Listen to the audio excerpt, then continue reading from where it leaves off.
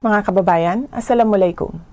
Ayon sa isang nagpakilalang testigo, may kinalaman umano ako sa Oplan Tukhang, sa Davao Death Squad, at sa mga insidente ng pagpatay o extrajudicial killing sa Davao. Bago ang script na ito. Sa mga taon na nagsilbi ako bilang Vice Mayor at Mayor ng Davao City, ni minsan ay hindi naugnay ang aking pangalan sa isyong ito. Bigla na lang nagkaroon ng testigo laban sa akin nang mahalal ako na Vice President.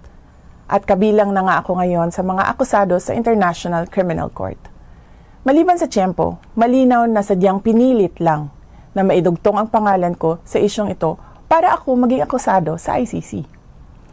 Ang pagpupumilit ng ICC na pakialaman ang ating hudikatura ay panghihimasok sa ating soberanya. Paglapasangan ito sa dignidad ng mga Pilipino at sa karangalan ng Pilipinas. Wala na itong debate. Sa testigo at mga tao na nakapalikod sa kanya.